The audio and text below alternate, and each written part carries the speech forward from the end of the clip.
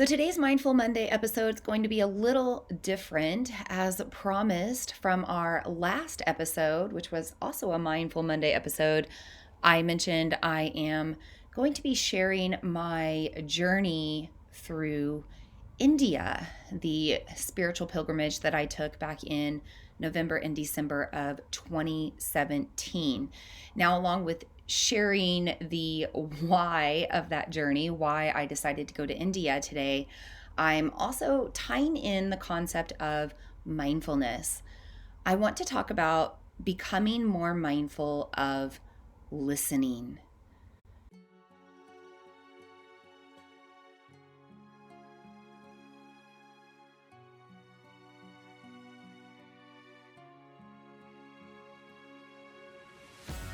Namaste, and welcome to the Follow Your Path podcast. I'm your host, Vina Lene Rachel. I'm a moon priestess, intuitive, emotional alchemist, and channeler of the divine, and I've been diving into the worlds of the spiritual and metaphysical for over a decade now to self-heal my own trauma, become more emotionally stable, and cultivate my manifestation magic. I am so excited to now be bringing these same tools and techniques to you on this channel. There are a variety of ways for us to work on our higher selves. We can use practices like yoga, meditation, and breath work. We can receive energy work, crystal healing, or pull tarot and oracle cards. We can call in our angels, ancestors, spirit guides, spirit animals, or more. Or maybe we find more alignment with astrology and the moon. I'm going to hold space for it all here on this channel. As you navigate each episode, I hope you find the guidance and wisdom you need to find your own path of self-healing and magic. May you become confident and courageous enough to continue to follow the path that best serves you. Thank you so much for tuning into this channel and trusting me to be a part of your unique journey. It truly is an honor to do this work and be here. Let's dive into today's episode.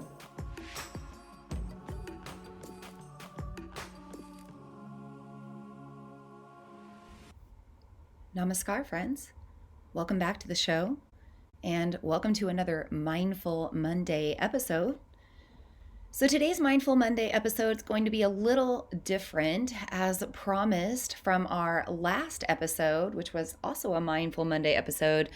I mentioned I am going to be sharing my journey through India, the spiritual pilgrimage that I took back in November and December of 2017. Now, along with sharing the why of that journey, why I decided to go to India today, I'm also tying in the concept of mindfulness. I want to talk about becoming more mindful of listening. So last week we talked about becoming more mindful, period, right? Becoming more mindful in general, becoming more mindful of our health, of our energy, of maybe our own limiting beliefs or limiting behaviors, our limiting mindset, and also becoming more mindful of what's important. Now, I think that you have to start by just learning how to cultivate mindfulness, right? And that's why I talked about the things I did last week. We can't go any further with mindfulness. We can't create practices around mindfulness if we don't first learn how to become mindful or understand what that means. So if you did not tune in to my episode last week, last Monday, I do encourage you to go back and listen to that first to understand a little bit more about what I'm talking about today.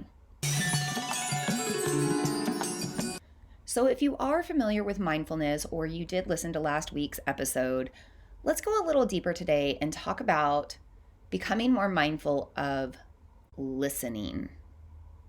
Simply listening. Maybe it's tuning into whatever you hear in the space that you are in. This is one of my favorite practices to lead my yoga students through when they're relaxing at the end of a practice or going through a guided meditation or, really any sort of past life regression or other guided meditations that I lead people through, I always start by encouraging someone to become more aware of the space that they're in and doing that with the eyes closed. So taking out that visual sense so that the other senses become stronger.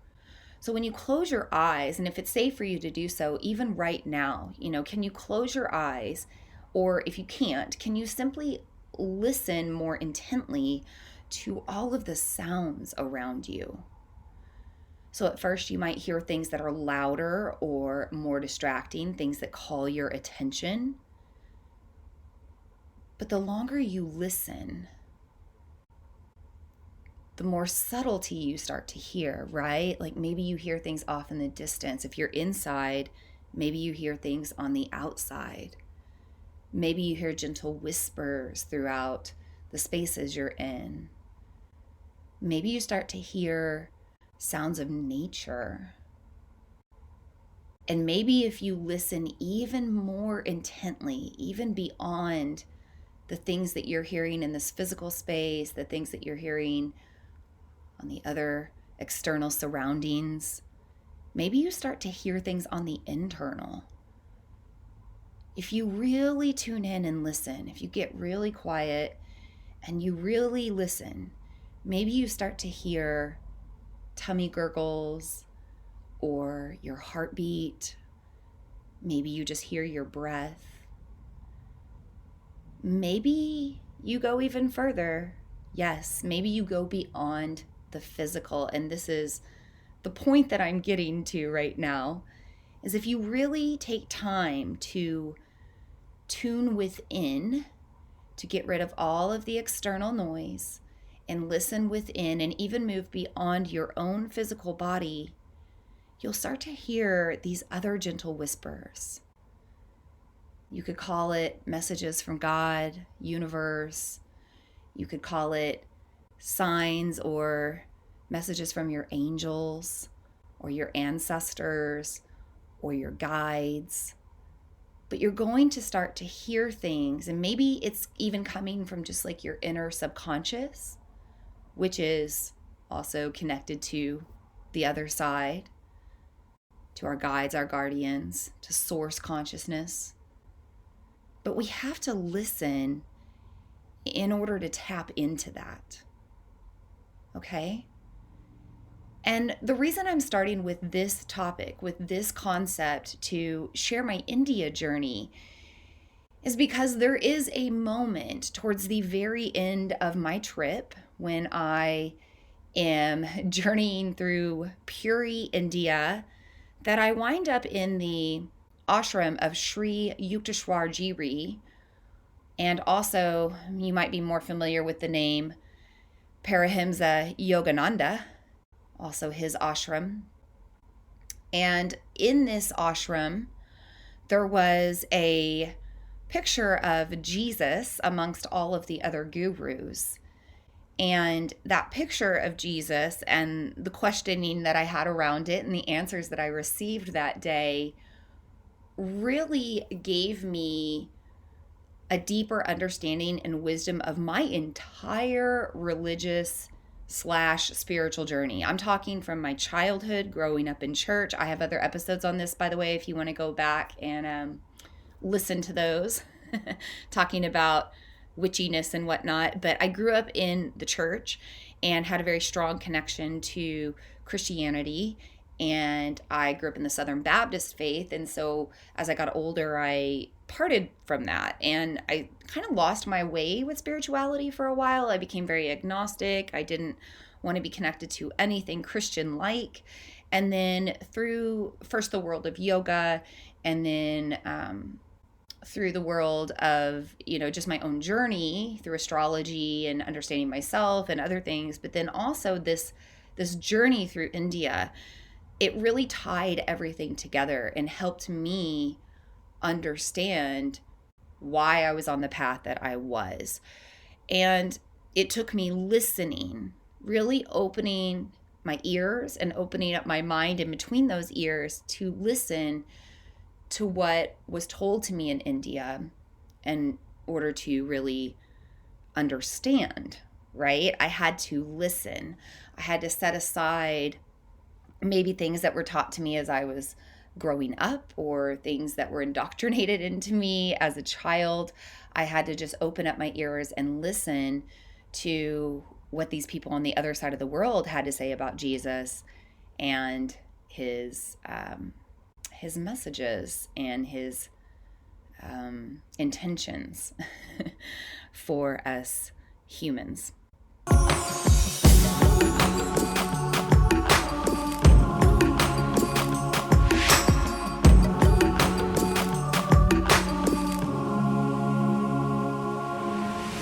Okay, so let's go back a little bit. Let's talk about listening in general and why I bring up this topic today for mindfulness.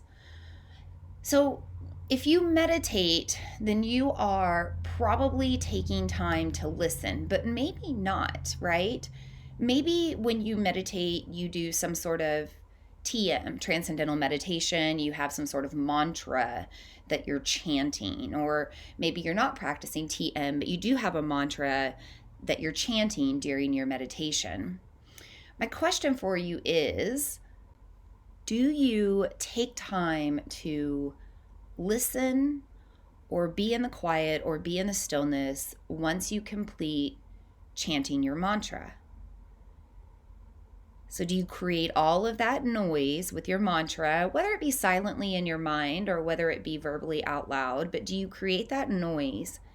And when you're done, do you just simply say Om or seal in your mantra and go about your day? Or do you sit in the quiet and reflect and receive? Do you sit in the stillness and reflect and receive? Do you take time to listen after creating the noise? Take it to your yoga practice if you're a yoga practitioner. Think about asana, right? You go into your practice, you move your body, you breathe, you do some sort of physical exertion, and then you come into shavasana. You come into stillness. And then usually even after shavasana, you still sit up and you meditate even more. You create all of this noise in your body, all of this movement, all of this noise in your breath, all of this noise in your mind, because everything gets stirred up, right? And then you quiet the mind and you quiet the body and you find stillness and you receive what the practice had to offer you. And the same thing goes for meditation. Now, I'm going to take it to a different practice. How many of you pray? How many of you have a daily prayer practice or a regular prayer practice? I have several clients who are devout Christians, very strong in their faith, and pray on a daily basis. And I even had a client recently for Reiki that was talking about her faith and how strong she was in faith. And when I did a session on her, I could just tell that her ears were not open energetically. And I had the same question for her that I asked these other two clients of mine at one point. I said, do you pray? And as the other two did say before, she said yes. I said, do you take time after you pray to listen to what God has to say to you? And all three of my clients that I've asked this to have said, oh, no. And I said, right, you say your prayers, wishes, thanks. You say amen, you go about your day. You don't take time to listen to God, to listen to the messages that come back from the other side, right? Think about it like a telephone conversation. If you're having a conversation with God or your guides or spirit or creation or universe or source consciousness or whatever you want to call it, but if you're having that conversation one way, if you're meditating, if you're praying, if you're chanting, if you're singing gospel, if you're having that conversation one way, and not taking time to listen to the other side, I personally think you're wasting your time. I think that it has to go both ways, right? We have to have the balance of giving and receiving. So take time to listen when you're finished meditating, when you're finished chanting, when you're done with your physical yoga practice, when you're finished singing your hymns and praises and gospel, when you're finished praying, take a few minutes to listen. And if you don't have a religious practice, if you don't have a spiritual practice, that's okay. Maybe you just take time on a daily basis to quiet your mind and listen to whatever comes through. At first, it's going to be a lot of thoughts in your own mind. And then there's going to be things that come through, and they come through probably in your voice, in your mind, but you're like, wait, where did that come from? What was that? That wasn't from me. That seems like that was not from me. And then you'll start to feel like you're going crazy. And that's when you know that you've tapped in, right? I feel like I talk to a lot of people in my world who are maybe just diving into the world of the spiritual, metaphysical, new age, religion, etc. And they all go, am I crazy? I feel like I'm crazy. I think we all go through that because we start to hear these messages, these words of wisdom, guidance from what seems to be our voice, but we know it's not of our own. But our own voice is who we listen to the most. It's our ego, right? We listen to our head, we listen to our mind, and therefore a lot of times our guides will try to reach us. Our ancestors, our angels, God, etc. will try to reach us through our own voice in our mind or out loud. Sometimes I know with my channelings, when I'm teaching or when I'm recording these podcasts or simply channeling out loud, I have things come through that I speak out loud that I'm like, ooh, that was good. That was deep. And I know it's coming from source. It's not coming from me. But I have to take time to listen.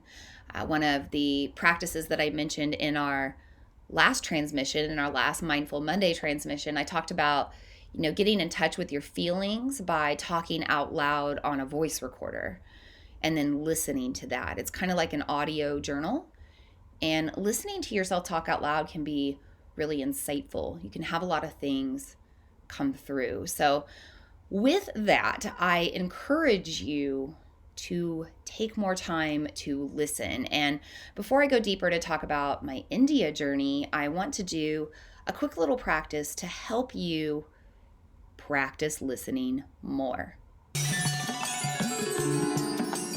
So wherever you are, it doesn't matter if you are driving or walking or you're seated or you're by yourself or you're somewhere else, can you just for a moment tune into your breath? If it's safe for you to close your eyes, absolutely block out that visual sensory, close your eyes.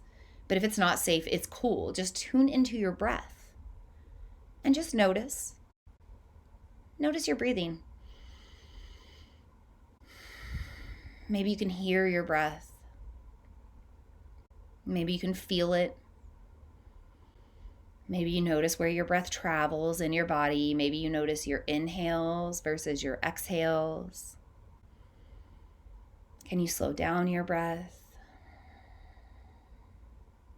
As you tune in, notice your inhale and notice your exhale. Notice each one separately. No judgment on each. Just noticing inhales and exhales. Breath moving in, breath moving out.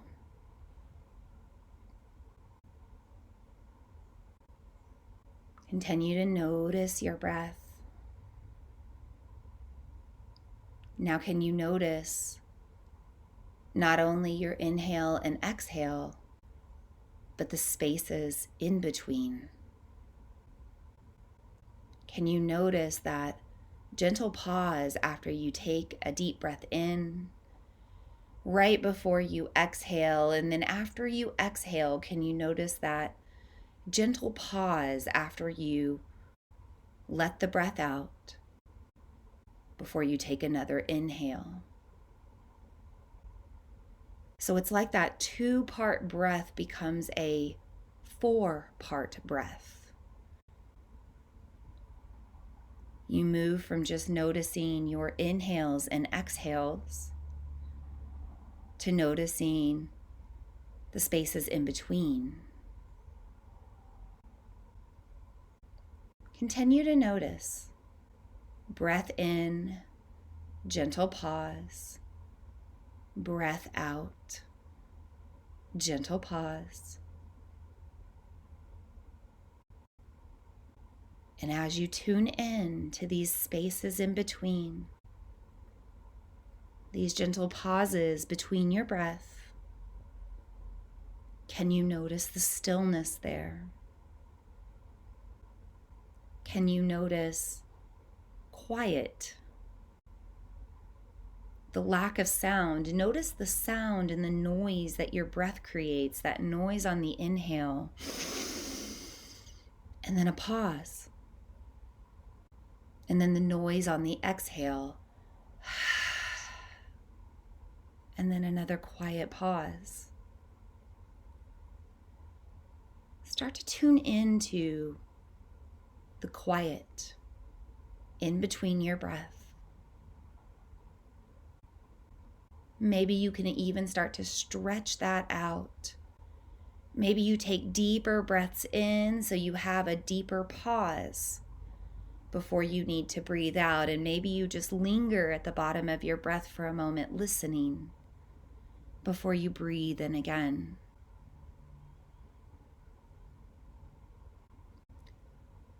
Maybe take 1 or 2 more rounds of breath like this, listening in between.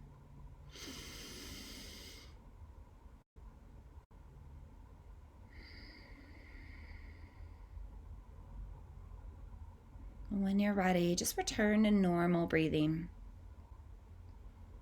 Maybe notice if anything came up, if you heard some sort of message or felt something in your body, or just whatever may have arisen in that breathwork practice. Stretching out your breath and finding the pauses in between, listening in between your breath. This is a great practice to help you tune more within and to help you to listen more when you're doing other things. So after you pray, after you sing, after you meditate, after you chant, after you journal,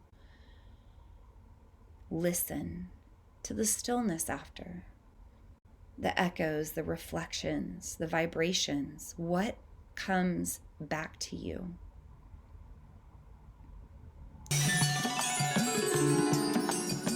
I want to transition now.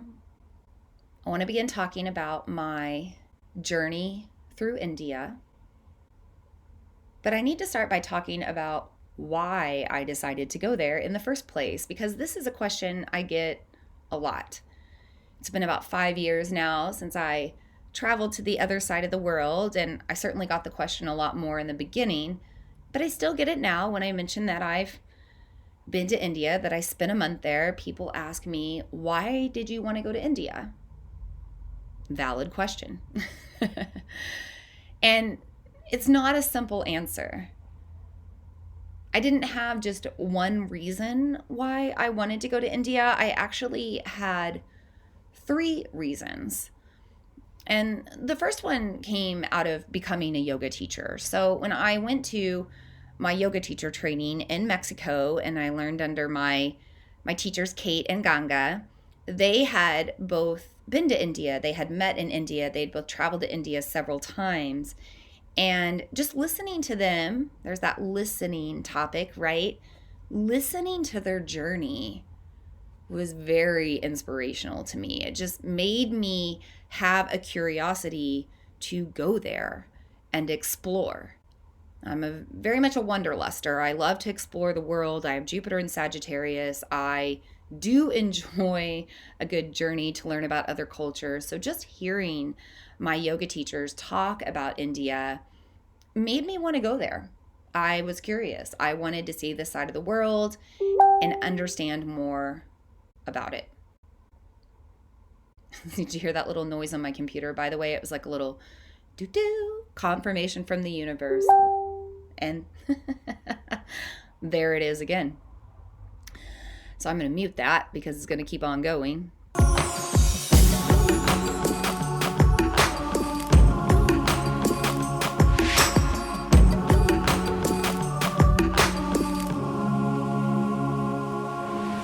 So I wanted to go to India, number one, just because I was curious. I heard my teachers talk about it.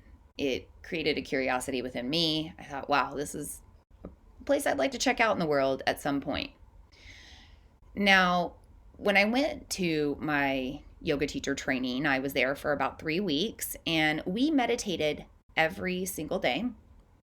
And I was fortunate enough to have a meditation practice before I went to my yoga teacher training. I knew that we would be meditating every day. I wanted to be prepared for that. So a few months before I went for my training, I started a daily meditation practice. I meditated for 45 minutes every morning and for 20 minutes every evening. Now, at the time, I did not have a child. I had a lot more time on my hands, and things were a little bit easier to do that. So don't feel bad if you can't meditate for that amount of time. It was something I was able to do because I had that time freedom. But I did have a pretty strong meditation practice by the time I went to my teacher training. So meditating every day there, when I was really dropped into that spiritual space, that space of opening my mind and my heart, I had a lot of messages come through in my meditations. And things that I knew at that time, I developed a strong enough practice to know what was my voice and what was not of my voice. And when I was in Mexico meditating one day in my yoga teacher training, I had a message come through that I needed to go to India. It wasn't just a desire to want to go to India out of curiosity. It was a need. I needed to understand my yogi roots better. I just knew if I was going to become a yoga teacher that I really needed to understand the practice, the history, the philosophy, the culture around it. I'm big on respecting culture. I come from an indigenous background. A lot of people don't realize that about me because they look at me and they think I'm just a white Caucasian American girl, cisgender. But I am actually Choctaw and Creek. Both of my great grandmothers, one on each side, were full blood Native. One was Creek, one was Choctaw. And so I am indigenous. And unfortunately, I don't have family members that practice in our culture and in our ways anymore. And I very much need to respect culture because of that. Like, I have taken my own time in these past 39 some odd years at this point of time in my life to understand more about culture and indigenous ways. And I'm still learning, but I'm very much a person that whatever I learn, I've got to go to the roots of it. I've got to get to the source of it. Again, Jupiter and Sagittarius, I've got to wander and both wonder how everything came about. So I was meditating one day in Mexico in my yoga teacher training, and I felt this call to go to India. I was told I needed to go to understand the origin of my yoga teaching roots just a little better. So that's where it began, was my yoga teacher training back in 2015. And I thought about India a lot from that point on. I put it on my vision board. I looked into retreats. I, tried to find my way there, but nothing really worked out. And for 2 years, I tried to figure out how to get to India, looked at my vision board every day, thought about India, and nothing was really happening. So in the beginning of 2017, I think it was January or February of 2017, here I am looking at my vision board, kind of reanalyzing everything, thinking about what I want to change. And here comes that India journey written up on my vision board. And I'm also thinking about fertility, because me and my husband now at this point have been married for a couple of years. We've been together for about 12 years, and we're ready to start a family. We want to think about having a baby. And I've mentioned this in several podcasts that I was born with hemophilia. So getting pregnant naturally is not the easiest thing. It requires a lot of planning and certainty and different routes I want to go. And I was trying to decide if I wanted to do IVF or if I wanted to do some sort of fertility assistance on my journey or not. But regardless, me and my husband made a decision that 2017 was the last year of my travels. I'm a person that travels a lot, but I decided after 2017 I would set down my travels and I would focus on getting pregnant and we would focus on starting a family. So in the beginning of 2017, I wrote down on my vision board, I will get pregnant between November of 2017 and February of 2018. I kind of figured if by November I hadn't figured out how to get to India, it probably wasn't going to happen that year, and I needed to just set that dream aside and move on. Now, here's the thing. Sometimes you really have to listen to your heart and what you want. Because sometimes you get tempted and sometimes you get offered opportunities and crossroads that make you question your intentions, that make you question your dreams, that make you question those things you wrote on your vision board, that make you question if it's what you really, really want. So I wrote this on my vision board. I will become pregnant between November of 2017 and February of 2018. I'm a big believer in writing down dates on intentions and goals, even if you don't meet them by the time that date comes around. Setting a timeline and a date on your goal helps to make it more realistic. So I wrote that on my vision board, and guess what happened? Guess what happened that week? There was an India retreat announced. One led by one of my own teachers, my teacher Kate, from my yoga teacher training, one of the teachers who inspired me to go to India in the first place. She was leading a group to India, and I had the opportunity to go. Now, here's the kicker. The retreat was in January of 2018.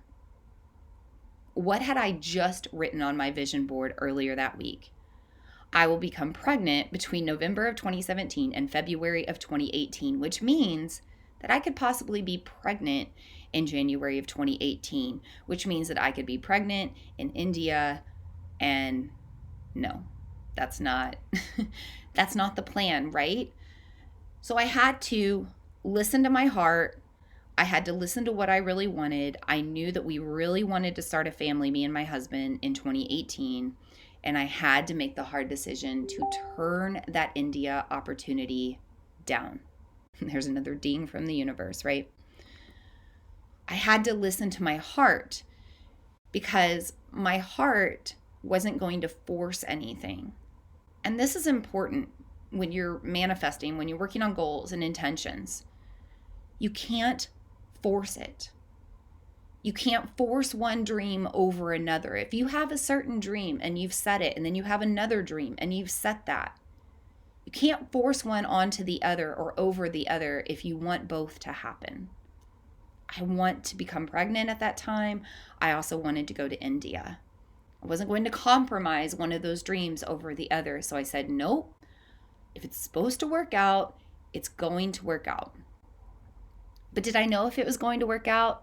At that point, I wasn't sure. So actually that day, the day that I decided to not go on this retreat with my teacher to India, I had a deep, deep meditation.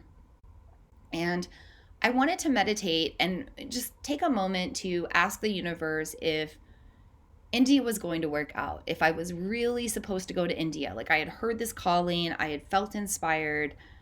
I thought I was supposed to go, but I wasn't sure. So I sat down to meditate and I asked the universe to simply help me understand if I am supposed to go to India, if it is a journey that's going to happen in my life, maybe before I have a baby, maybe after, maybe down the road.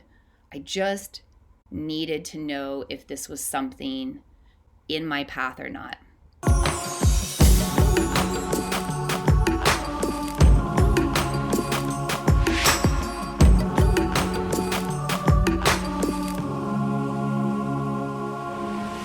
Now, of course, I asked the questions and I meditated on the question and I meditated on the intentions and the journey and everything else.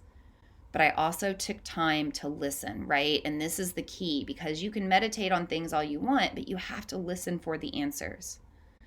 So after I'd asked these questions and wondered about things in my mind, I sat in silence for some time. And I had this divine message come to me. I have no other way to describe this voice. It was not of my own. It was a much bigger voice.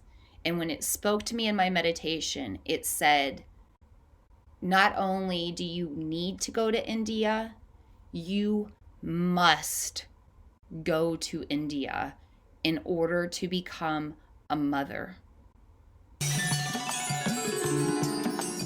That was the message I received. You must, emphasize the must. It was like in booming capital letters in a megaphone. You must go to India in order to become a mother. And right after that, I saw the words Shakti pilgrimage in my mind. Now, I didn't know what that meant. I didn't really understand what Shakti meant. I knew what a pilgrimage was. I knew it was kind of like a spiritual journey. That's not really what I was trying to go to India for. I just wanted to go to India to learn more about yoga or maybe practice yoga. But something came from the universe, something came from source, from my guides, that said, you need to go on a spiritual journey through India. And it needs to revolve around the Shakti, the feminine.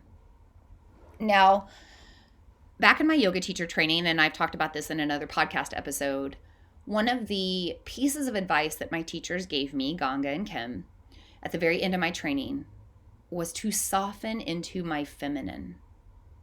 To soften into my feminine. And they gave me a very specific, Ganga gave me a very specific mantra with the Shakti energies to chant. And then here I am, after chanting this mantra for 2 years, I get these divine messages in my mind to go on a Shakti pilgrimage through India in order to become a mother, in order to heal my womb traumas, in order to balance my masculine and feminine energy, in order to understand more about the divine, about Shakti in general, because I didn't have a strong connection to that growing up, to female energy. I was told by the universe I had to go to India to understand this energy more and in order to become a mother. So that very day, as soon as I was done with this meditation, as soon as these messages came into my mind, I went to my vision board and I wrote Shakti pilgrimage to India on my vision board. Now, I didn't know what that meant. I didn't know when it was going to happen. I just wrote it down and trusted in that message that I had received. So flash forward, that very night, I'm listening to a webinar. It's called a womb illumination webinar, and it's hosted by Shona Keeley Jones out of Hawaii. I don't know if you follow her or not. If you don't, follow Shona Keeley Jones or look up wombillumination.com. Great female priestess to follow. But I'm listening to her webinar, and she has a guest speaker on there, and they're talking about all kinds of things, talking about the feminine, talking about tantric yoga, and everything that this guest has to say really resonates with me. Like, she grew up in a small town, she's attracted to the woo, she always felt a little different. I felt like I could really relate to her. I was really inspired by what she had to say. And here's the kicker. Well, there's two kickers, actually. First off, her name was Halo, like an angel, right? Her name was Halo, bringing these messages that really resonate with me. Now, here's the second kicker. At the end of her talk, all about Tantra and feminine energy and womb health and illumination, she announces that she's leading a retreat in India in November and December of that year, so November and December of 2017. And she's calling it the Sublime Shakti Pilgrimage. Wait a minute, what? Had I not just written Shakti Pilgrimage on my vision board that day? Had I not just received a message in my meditation that day with the words Shakti Pilgrimage after a message that I must go to India in order to become a mother? I was mind blown. When I heard those words, Shakti Pilgrimage, come out of Halo's mouth, my jaw dropped to the floor. I had chills throughout my body. I didn't know what was happening, but I signed up for the retreat immediately. Immediately. As soon as that webinar was done, I went to her website, I looked up the retreat, I filled out an application, and I signed up for the pilgrimage. The reason I decided to choose this one over the other one with my teacher was because it was in November of 2017. And I said I will become pregnant between November of 2017 and February of 2018. That's what I had written down on my vision board. So I knew if I could just get to India at the end of the year, at the end of 2017, as planned, I check that off the list. It's what I need to do to become a mother, apparently. And then in 2018, I can focus on fertility and becoming pregnant and growing into motherhood. So I listened, right? Coming back to that topic today, I listened to the message that came to me after meditation. I listened to this offering coming from this person who seems to be like a message from an angel on the very day that I received this message from God, universe, source. So I knew that this was the trip for me. Now, here's the funny part. Despite knowing this was the trip for me, despite hearing these very words that had come to me in meditation, knowing that this is the pilgrimage I'm supposed to go on, I had no idea how I was going to pay for it. I had enough money for the down payment. I think it was like $600 at the time or something like that. And I had that money and I put that money down, but I had no idea how I was going to pay for the rest of the retreat, how I was going to pay for my flight, how I was going to get there. I had no idea. But I trusted in the universe. I trusted in the message that had come through telling me I had to go on a Shakti pilgrimage to become a mother.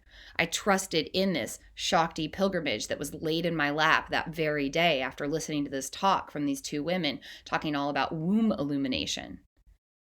You know, sometimes you just have to listen. You just have to listen to the universe and you have to trust. You have to listen to God, creatress, creator, source. You have to listen from within, from your heart. When your heart beats fast and it sets on fire and it gets really ignited and excited for something, you know that's the right choice. And that's how I felt when I heard Halo say Shakti pilgrimage, sublime Shakti pilgrimage. My heart lit up with sublimation. I was excited to go. And so that's why, in a nutshell, I chose to go to India. How I ended up deciding to go to India. 3 reasons in all, but one that was really source talking to me and putting me on that path and me listening to the call and taking it up. And sitting on the other side of things, 5 years down the road now, I can say that that was the path that was meant to be for me. I don't know what would have happened with my life if I hadn't gone to India on that journey, if I hadn't gone on that Shakti pilgrimage through India. You guys all know now I am a mother. Did it happen because of that? I don't know. Guess you'll find out with the rest of my story, right? So, in the spirit of it being Sagittarius season, the sign of the cosmic traveler, wanderer, the sign of cosmic wanderlust, I'm going to be spending the next few weeks sharing episode by episode, day by day, my Shakti spiritual pilgrimage, my sublime, I don't know if it was so sublime by the end, but my Shakti pilgrimage through India. I'm going to be sharing the journey every single episode with you. So there is a lot more to come. I'm super excited about it, but I just wanted to start here. I wanted to drop into a topic of mindfulness, to talk about listening and share with you why I went to India and how I answered that call. So that's what I have for you today, my friends. Thank you so much for tuning in. I hope that you continue to practice listening every day in addition to your other mindful practices, your meditations, your prayers, whatever you're doing to be more mindful. Make sure that you're taking time to listen as well. You never know what messages will come through. You never know what guidance you can receive or wisdom you can uncover and unfold. But you have to take time to listen.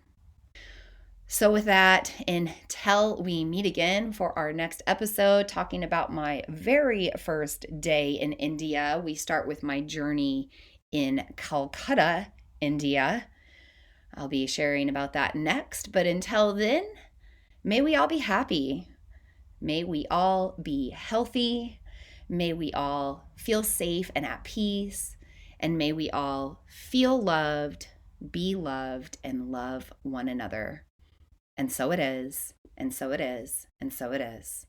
Blessed be. I hope today's message served you.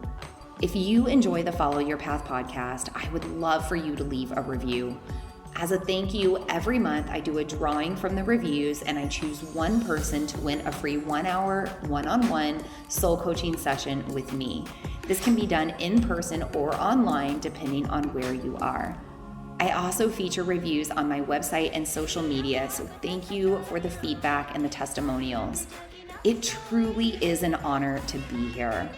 Thank you so much for tuning in, and I look forward to meeting with you again in the next episode.